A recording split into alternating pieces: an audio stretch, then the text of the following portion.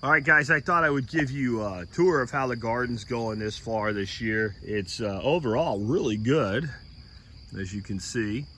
I'm still getting some things back under my management. After being on vacation for about 2 weeks, I had a farm sitter who did a great job, but there's certain things I do my way, and as far as training plants and all, that I need to get kind of caught up on. I've been working on that slowly. Let's talk about what we got here. We got this is Python snake bean is what it's called, and this is doing the best out of all of them. None of these are doing that great this year. This is mouse melon, and it's doing really well. I think that the Python snake bean is not doing that great because it's not gotten hot enough for its preferences yet. That's about to change. Cucumber here, a little discoloration on these, but it's setting fruit everywhere. Some bean plants. Beans have been miserable for me this year with cutworms. I put a lot of beans in, very few of them. Here's another one here that's doing okay. Most of them get lobbed off right at the base. So I've got plants in different areas. Now this monstrosity here, this is talking what I'm talking about training. I've never had to train a radish before, but these get so huge. And this is called dragon's tail or rat tail or something like that. These are actually grown, and some of them are just beginning to form for this right here, these seed pods. And so we'll start using those. And see, I've never grown this before, so I don't know how big these little seed pods are supposed to get before you eat them, but I'll start playing with them today. But I'm gonna just take this and put some, basic little bamboo tomato stakes in and kind of prop these up. Not so much because I'm worried about them themselves, they'll be fine, but they're shading out other radishes and beans and stuff like that. And I've got a bunch more of these planted. There's another little radish right there. It's the same plant as this. It's only been about 2 weeks since I put that seed in. Couple empty spaces. There's, whoops, that's an oops with the torch. All these holes were made by the torch. There's a few holes left to fill in this garden. Peppers along the back. Those are jalapenos. Everything in this garden, by the way, was started from seed by me this year. Nothing here was bought in first year of that. We've got various eggplants. They're basically ping tongue and Rosa de Rotunda eggplant in there. Lots of pink Chinese celery. Still adjusting to being transplanted. I've never had good luck with direct seeding celery. Definitely got some insect damage on the lettuce leaf basil. But I have just started spraying with liquid smoke, and we'll see how that handles that. So I've been using wood vinegar, aka liquid smoke, very small amounts to the gallon, and started working on a lot of different things. It did not do anything for the cutworms of the beans, but some of the little bush beans are still doing good. I've got vining beans, pole beans, Chinese red noodle beans all along the back, and they're iffy right now because they're being shaded out by the tomatoes, but I'll show you what I'm doing to help them get up. Once they get up on the trellis, they'll take off. Loads of fennel. I always grow tons of fennel. That's all fennel there at the different stages. And here's a little hack you can do. So you can plant two fennels close to each other. When they really start to compete with each other, take the small bulb and let the big bulb develop. By the way, if you leave fennel after you cut it, a lot of times it'll come back and it'll set 4 or 5 small bulbs, and you can actually harvest it twice. I planted as much for me because I love it as I do for the black swallowtail butterflies that love it. So that's this garden, except for this. What is that? It's one of my Tromboncino zucchinis. And it's putting female blossoms on all over the place. And I'm hoping that as these get closer to opening, we get at least one male flower so I can manually pollinate. There's one there. If we can get them to open at the same time, that'd be great. Got a little squash there. See how that looks? It's miserable. It's not going to develop. Now, this is the first year I've grown with biochar, and I did a really good job of inoculating, I think. But there may be a little bit of a calcium deficiency, so I'm going to hit this with the CalMag product, calcium magnesium product that I recommend this week to kind of help with that, because I have seen evidence that, especially first year of biochar, some squashes develop this calcium deficiency. They end up usually not producing, but they produce loads of little squash instead of, a good amount of big squash. So we'll watch this, but I'm going to go ahead and give it a little calcium and see if that fixes things. Please don't tell me to put eggshells in there. I know, but I want immediately bioavailable calcium to see if it corrects the issue. This is sickle squash, or tropical zucchini. First year I've grown this. I was told you need a long growing season for it. Maybe if it's really cool, I don't know, but I have my doubts because this plant is about 6 weeks old right now. And it goes, this is the Trumbashino on this side, and this is the sickle, and it's already, like, it's got ends out here coming back together. I'm gonna train this guy, this vine, I'm gonna bend it back on itself, and I'm gonna train it down that trellis, and that way see how far it goes. But it is beginning to flower. I got the exact opposite issue with it though, male flowers only. Some of you believe there's more than 2 genders, but if you keep to that belief, you're never gonna have any squash because you have male and female. And there's a little, looks like a little female starting to set right there. More males, more males. It's the only one I see that looks like it's a female. So never grown that one before, excited about it, hoping to get a lot of seed out of it because it's really hard to find seed for. Basically my pattern is I've got vining plants, mostly tomatoes, but some other things, another Trumbashino, tomatoes, cucumber, we'll go back there in a second, more mouse melon, more cucumber, there's more mouse melon hidden there, four hork giant Swiss chard. That's a 6-week-old plant. Yeah, no kidding, that's a 6-week-old plant. So we need to start cutting that and eating it. More lettuce leaf basil, and you can see that this basil has not got hammered by the pests like the other one. I'm wondering what's actually hammering that basil plant, because basil is usually pretty much left alone. More fennel, little baby fennels, more of the dragon's tail radish, I think is what they're called. Another pepper. This is a point where I don't know what peppers are what, because what I did is I always put multiple seeds in each pot when I start my peppers. I pick my dominant ones to grow out, weed out everybody else.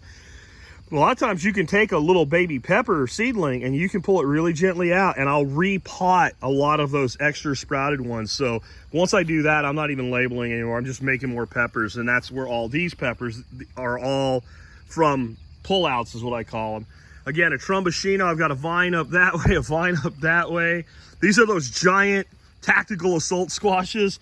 And I'm trying something, we'll see if I let it keep going, but right now I've got this one vine. If it puts out any side shoots, I will cut those off. I'm attempting to train this vine right down the edge of the garden, all the way to this arch. And I just want to see how far it'll go. I've had one I grew last year, came up here, got away across, turned it back, spun it on itself, and it made it to about right there. So it's fun to play with it. The longer the vines, the more you get.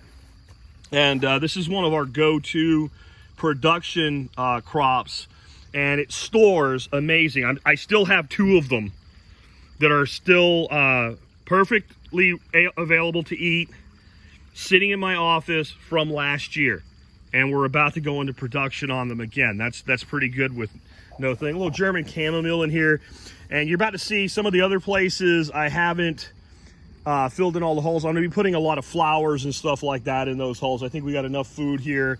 Again, you can see I've got the pole beans, the Chinese red noodle beans in the back. And the plan is to bring them up and let them trellis in with the tomatoes. Tomatoes everywhere. I've got some indigo rose, cherry tomatoes already set. I've got cherry tomatoes set everywhere. You want to look at those tomatoes and say they're really kind of thin looking. They were bushes that were coming out and consuming the rest of the beds. I want them up there. So basically I've hard pruned them up to the trellis, and I have them trained with the little cheap bamboo sticks back to the trellis. And then right there, those are those removable zip ties. Used 9,311 for those. And I'll show you something I've done over here, and I need to find a bigger piece of pipe. The only reason I didn't use one, I want to see if it would do it, and I didn't have any clamps like this for a larger pipe, but I'm keeping some zip ties out here at all times. I don't know what I did with my trowel yesterday. I planted, so I think it's probably in the fertilizer bucket. I need to get back here. So I keep my trowel here, my ties here. I keep some little wire here for cleaning out my drip irrigation, etc. And so I'm trying to build up all the stuff I need for daily maintenance right there, so I always put it back. It's something I struggle with, is organization. So yeah, we've got all these tomatoes here. That's one bed.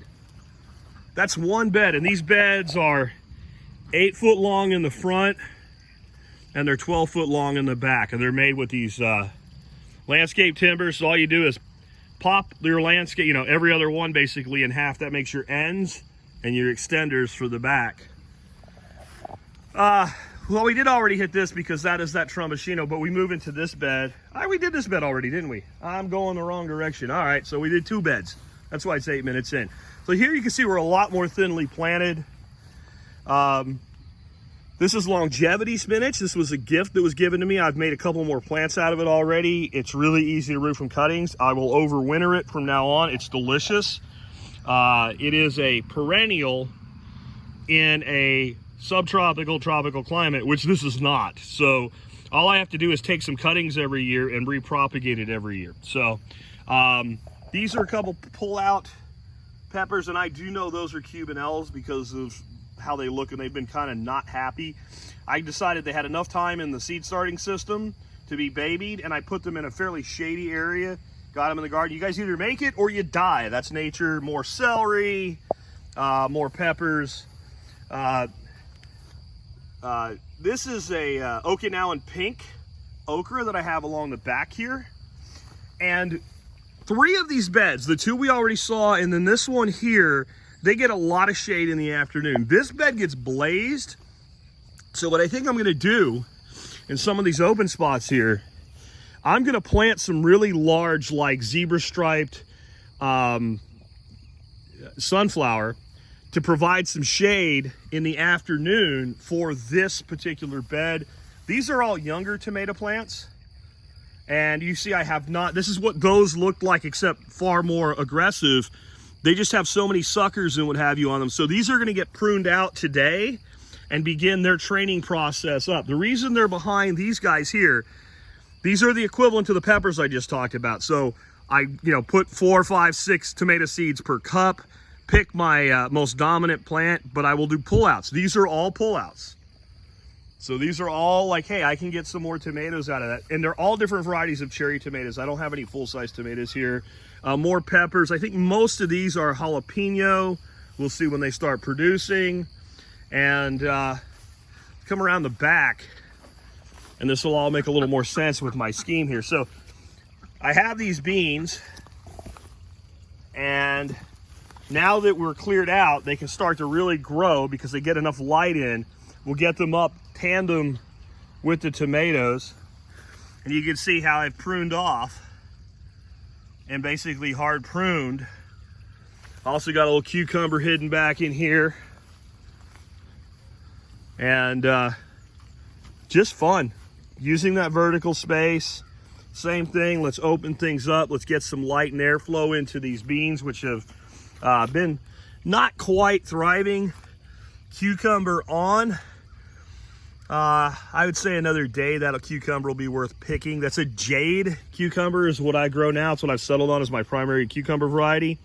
And I really like that cucumber once we get up here because when they're done vertical, they'll grow perfectly straight when they're hanging down instead of curling up like that guy right there.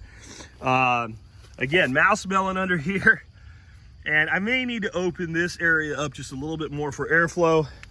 And what's making the difference this year, in my opinion, is 2 things. 1 is the biochar, and 2 is the way I have these drip irrigations plugged in, where all I have to do is come out here in the evening or in the morning and turn those 4 dials to whatever amount of time I want to give it, and off we go.